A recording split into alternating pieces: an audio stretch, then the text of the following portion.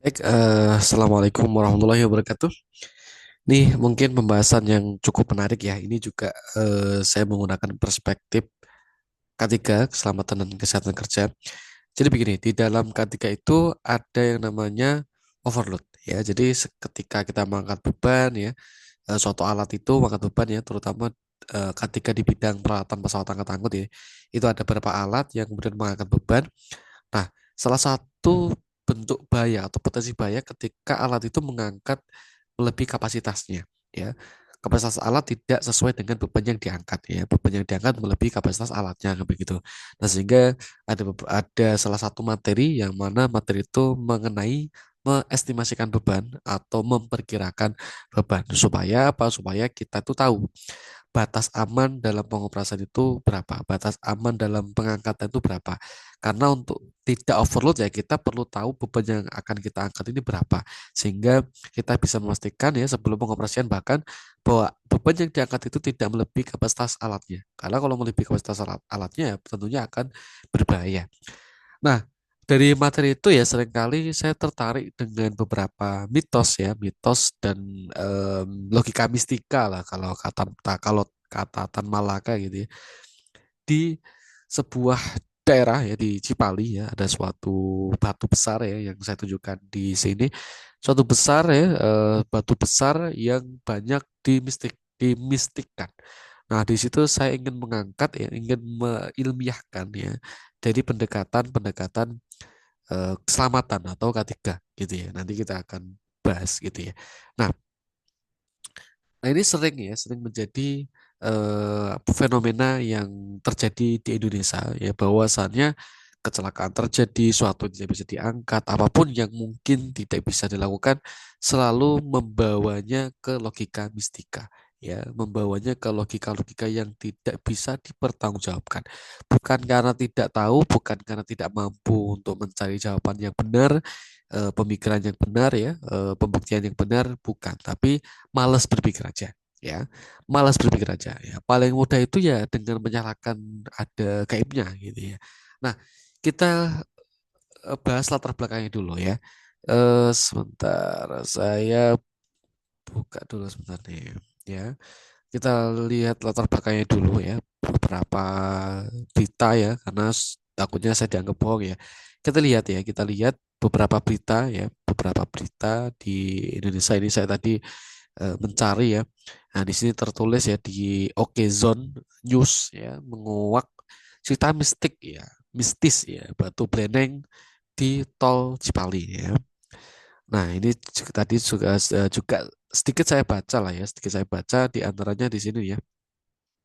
Ya, di sini tertulis ya. Sementara itu di waktu yang berbeda, salah satu seorang warga sekitar ya bernama ini pernah suatu ketika ada seorang pekerja ya, maksudnya Pak Hadi itu bercerita pernah ada suatu pekerja jalan tol ya yang tewas ya, yang meninggal saat ditugaskan untuk menghancurkan batu bleneng yang menggunakan alat berat. Nah, di sini dia disebutkan nih alat beratnya apa ya. Kalau menghancurkan kemungkinan besarnya harusnya eskavator breaker ya, tapi nggak tahu ya karena di situ tidak tertulis karena juga tidak bisa dibuktikan ya karena hanya cerita. Akibat dari kejadian tersebut jalur jalur jalan tol terpaksa dibelokkan. Nah, ini juga tidak bisa dibuktikan ya, dibelokkan ya, jadi dibelokkan.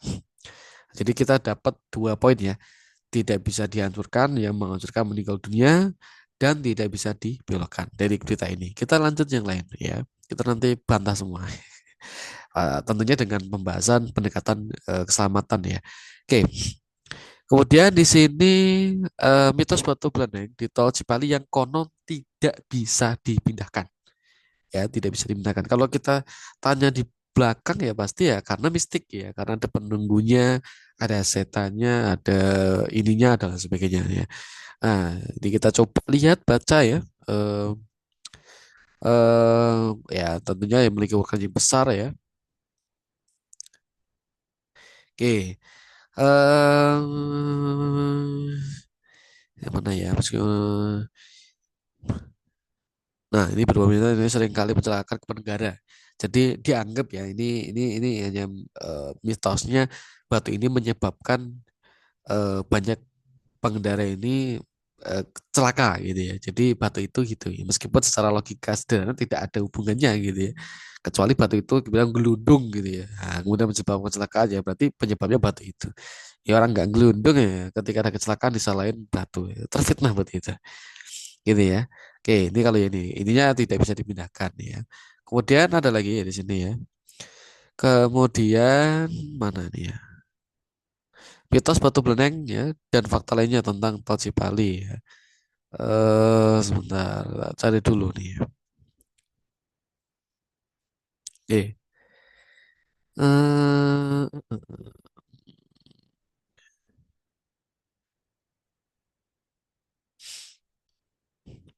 nah, beberapa warga percaya betul sebagai sumber mata air ini juga tidak bisa dibuktikan ya karena tidak ada catatan ilmiahnya ya, hanya sekedar cerita dan cerita. Tapi di sini saya tidak ingin menyudutkan siapapun ya, tidak menyudutkan kaum siapapun atau kelompok manapun ya, tidak. Tapi di sini kita belajar untuk berpikir ilmiah ya.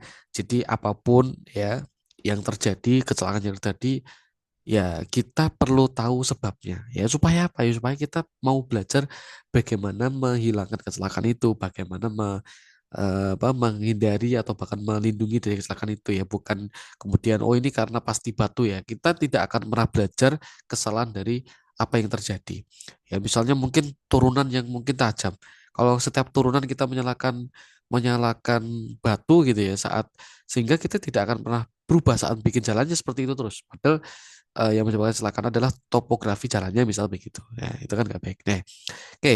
Nah, dari poin itu ya saya dapat beberapa poin ya. Intinya eh,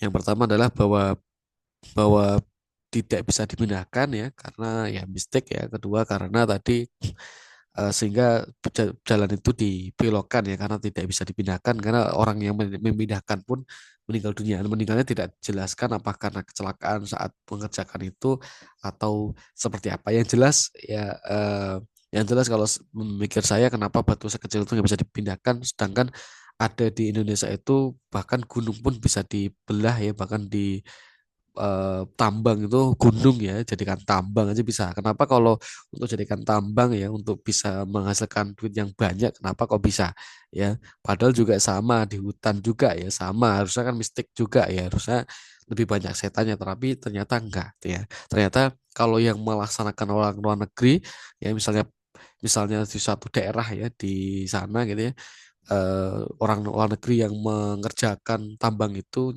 nyatanya bisa aja ya dengan beberapa alat macam-macam ya gitu ya, ternyata bisa. Nah, kemudian katanya dibelokkan ya, sehingga jalannya dibelokkan ya, kelihatan ya jalan itu berbelok ya.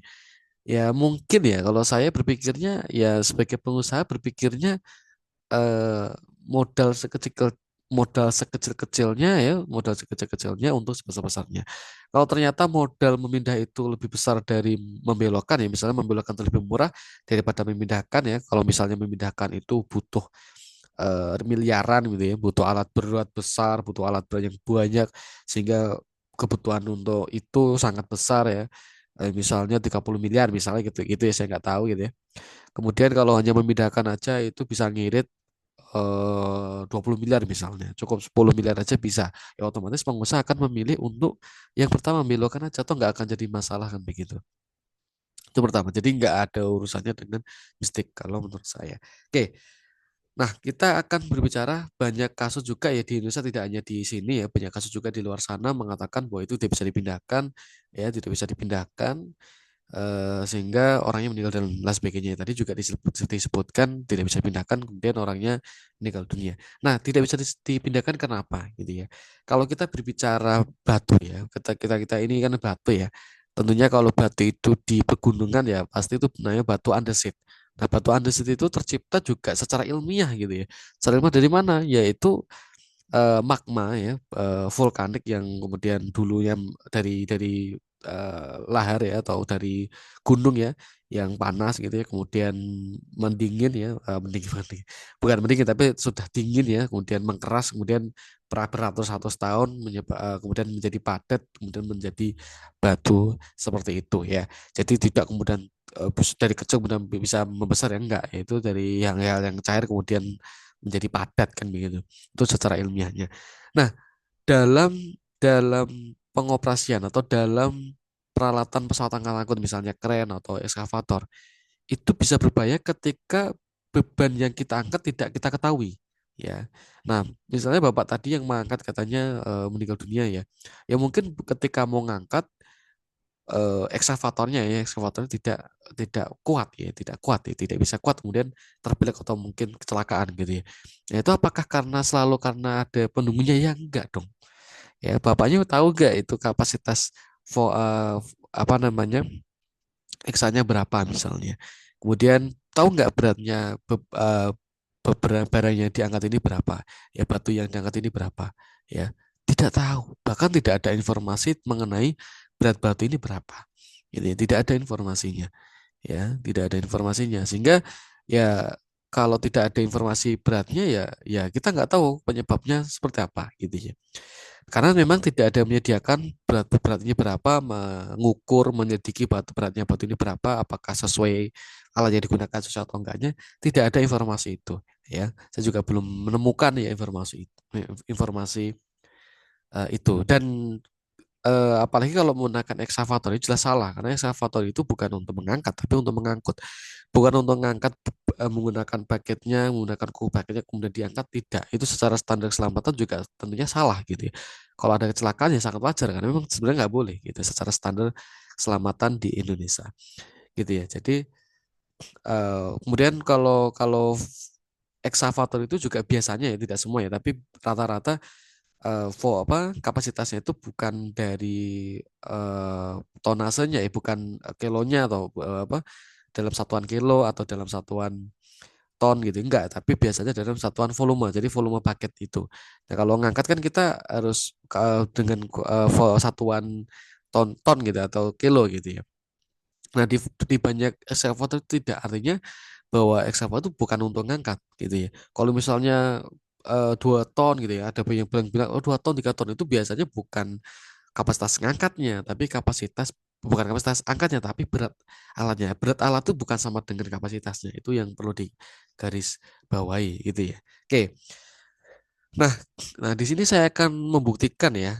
Saya ingin membuktikan ini ya. Misalnya di sini ya, saya tadi juga sudah mencari di beberapa eh, apa foto-foto ini ya, membuktikan ya. Nah, misalnya di sini ya, misalnya ini batunya ini misalnya di sini. Nah, misalnya kita membuat patokan sepeda di sini. Di sana sepeda ya. Oke. Nah, di situ sepeda katakanlah kurang lebih 1 meter ya, 1 meter ya.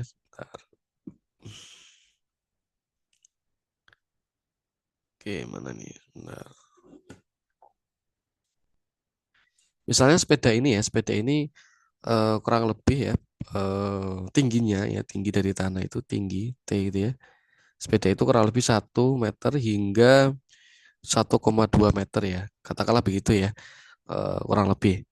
Nah, panjang sepedanya ya panjang sepeda, ini tinggi sepeda itu adalah 1,8 ya. Misalnya begitu. Nah, dari tampak visual ini ya, dari tampak visual ini kita bisa bandingkan ya bahwa dimensi batu ini ya, dimensi batu ini kurang lebih adalah 4 ya, 4 atau 5 kali lipatnya ya, 4 atau 5 kali lipatnya dari tinggi sepedanya ini gitu ya. Nah, kemudian kedalaman ke belakang ya ke sana ya ke sana ya kurang lebih juga asumsinya ya sama seperti lebar ya lebarnya ini juga kurang lebih 3 sampai 4 ya 4 kali lipat sepedanya. Katakanlah asumsi lebarnya juga sama gitu ya. Jadi bisa kita simpulkan sementara jadi gini ya dari dimensi batu. Oke. Jadi dimensi batu bisa kita simpulkan ya kalau tadi kurang lebih 4 sampai 5 kali lipatnya kita ambil tengah-tengahnya misalnya tingginya adalah 4,5 gitu ya, 4,5, kemudian lebarnya eh, sebentar, salah salah salah. Oke, sebentar. Misal begini, tingginya adalah 4 ya, 4 meter, kemudian lebarnya adalah 4 ya, katakanlah 4,5 gitu ya. Kemudian eh, kedalamannya ya, panjangnya lah ya, panjang lah atau kesananya ya kurang lebih juga 3,5 ya, kurang lebih kurang 5 meter ya, intinya begitu ya. Jadi di ke sini ya, ke atas terus ke samping sana, itu intinya gitu ya. Nah misalnya begini, misalnya ini asumsinya, misalnya ini kurang lebih ini ya, tidak, tentunya tidak terlalu akurat karena melihat dari bendanya juga eh, tidak beraturan gitu ya. Nah, katakanlah beginilah, katakan begitu. Nah, untuk kita tahu beratnya, kita tentunya menghitung volumenya dulu ya, menghitung volumenya dulu ya. Dengan menghitung volumenya, kemudian nanti kita cari tahu batu ini dari batu apa ya, andesit ya, andesit. Kemudian kita cari tahu density-nya atau massa jenisnya, batu itu beratnya berapa ya, batu apa, bukan beratnya ya, tapi massa jenis batu andesit itu berapa, kemudian kita kalikan dari volumenya. Nanti kita akan ketemu masanya ya, masanya berapa gitu ya. Nah, oke. Nah, katakanlah di sini kita asumsikan benda ini ya berbentuk balok ya, supaya mudah menghitung apa namanya, menghitung volumenya ya. Misalnya begini, volume ya sama dengan tadi 4,5 ya. Sama aja lah ya. 4 kemudian dikali, sebentar nih kok kurang kurang ini. Kurang tempat nih. Misalnya di bawah sini aja deh. Oke, volume ya, volume misalnya 4 ya. 4 kali 4,5 ya. Kemudian kali 3,5 ya. Berarti sama dengan di sini 63 meter kubik ya. Jadi volumenya ini ya. Kemudian kita lihat benda ini tidak sempurna balok ya. Jadi coba kita kurangi ya, kita kurangi volumenya ya. Kita kurangi menjadi antara 50 ya. Berarti kurang lebih kita kurangi aja ya, karena memang tidak full ya, kita coba menjadi 50 atau sampai 55 ya, ya misalnya kubik gitu ya, kita kurangi karena memang tidak sepenuhnya. Oke, katakanlah kita pakainya yang paling rendah aja ya 50 gitu ya. 50, jadi misalnya karena tidak full ya, tidak full kotak ya, jadi kita anggap aja 50 meter kubik misal begitu ya. Oke, nah setelah itu kita cari density-nya ya. Jadi massa jenis batu andesit itu adalah 2000 ya. Jadi massa jenis ya, massa jenis batu itu adalah 2600 kilo per meter kubik ya. Ini ya density-nya. Nah, untuk mengetahui masanya ya, massa sama dengan volume dikali massa jenis ya, mc ya, massa jenis dari batunya ya, bisa dicari sendiri ya. Nah, berarti sama dengan ya, berarti katakan 50 ya, 50 ya meter kubik ya, karena 50 itu sekali lagi adalah eh, saya kurangi karena melihat batunya tidak full kotak gitu ya. Dikali 2000 ini ya, 2600. Oke. Ya. Nah, berarti sama dengan di sini 100 ya, bentar. Saya coba hitung di kalkulator ya, takutnya salah ya. Jadi 50 ya, 50 dikali 2600. Ya, berarti di sini 130.000 kilo atau 130 ton. Oke. 130 ton ya. Jadi kurang lebih beratnya ya, asumsinya ya adalah 130 ton ya. Eskavator jelas tidak mungkin. Ya, eskavator jelas tidak mungkin. Kalaupun kren itu yang 130 ton itu juga mungkin sangat jarang ya. Kalau yang kecil-kecil ya 50, 55, 75 gitu ya. Untuk 100 itu ya pastinya sangat besar ya. kalaupun bisa diangkat ya mungkin alat yang bisa dipakai adalah mobil kren atau keren-kerenan yang punya kapasitas yang 300 ton ya, mungkin 400 ton dan lain sebagainya.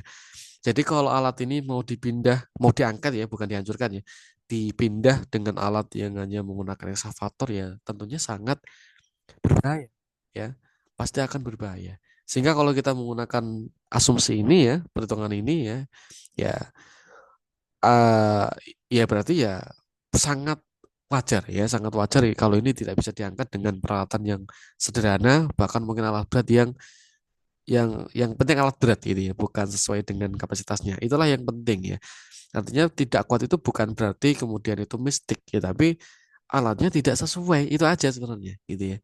Ya karena saya sendiri ya sering di apa namanya pelatihan. Jadi pelatihan itu seringkali banyak terjadinya kecelakaan itu ya terjadinya kecelakaan itu karena alat itu tidak sesuai dengan kapasitasnya. Misal waktu saya di Palu ada rigger ngangkat beban 5 ton dengan menggunakan webbing sling warna hijau. Ya, diangkat ya dengan eh, pengikatan vertical heat ya putus, talinya putus. Kenapa putus? Beban 5 ton, talinya warna hijau, webbing warna hijau. Warna hijau itu hanya 2 ton, diangkat ya putus. Ya apakah mistik ya enggak ya karena memang kapasitas salnya tidak sesuai ya, dan triggernya tidak mengetahui itu. Yang penting ada tali, yang penting diangkat tanpa mengetahui beratnya berapa, asal diangkat ya udah putus.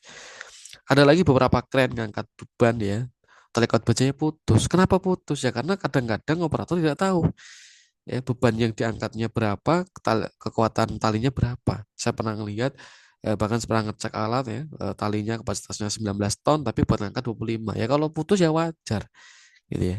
Kenapa ya? Karena tidak sesuai kapasitas alatnya. Ada lagi hook ya, pengait itu yang pengait keren itu hanya 10 ton tapi dibuat ngangkat 25 ton. Ya gimana kalau nggak celaka begitu ya.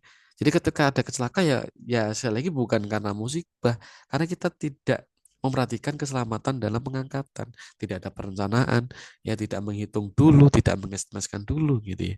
Nah, apa yang terjadi di batu besar itu ya, ya sekali lagi itu bukan mistik dan tidak ada mistik sama sekali ya karena memang ya tidak ada buktinya gitu ya, tidak ada buktinya. Kalaupun diangkat pakai apa ya, kalau pakai eksa ya atau pakai bulldozer misalnya atau pakai apa ya nggak ada ya.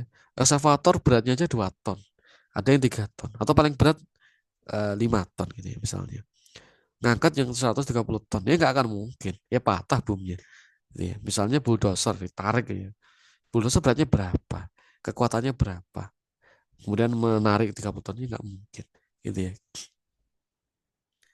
Jadi itulah yang bisa menjadi pelajaran ya bahwasannya tidak semua hal itu mistik ya. Ini kalau kita menganggap suatu kecelakaan itu karena mistik ya, saya marah ya sebagai orang ketiga marah ya. Jadi kita tidak akan belajar ya, tidak akan belajar penyebabnya apa ya, akar masalahnya apa ya, dan kita tidak akan pernah belajar bagaimana menghilangkan, bagaimana melindungi, bagaimana meminimalisir terjadinya kecelakaan. Kalau ada kecelakaan tinggal bilang aja mistik. Jadi tidak ada perubahan apa-apa. Kalau tidak ada perubahan apa-apa ya kecelakaan akan terus terulang terjadi. Ya mungkin itu ya cukup panjang ya penjelasan ini. Semoga informasi ini em, apa namanya berguna ya, dan sekali lagi tidak ada niat apapun untuk menyinggung siapapun, tapi ingin meluruskan ya logika-logika mistika di masyarakat ya, untuk kemudian meninggalkan logika-logika yang seperti ini, karena logika seperti inilah yang menyebabkan kita tidak bisa maju, karena apapun masalahnya, apapun kejadiannya, kita tidak mencari tahu akar masalahnya, tidak mencari tahu kebenarannya ya, hanya dengan menyimpulkan dan mencocok logi aja ya, ya tanpa mencari tahu, tanpa menghitung, tanpa meneliti lebih lanjut ya. Semoga ini bisa bermanfaat untuk teman-teman semuanya ya. Dari saya sekian. Wassalamualaikum warahmatullahi wabarakatuh.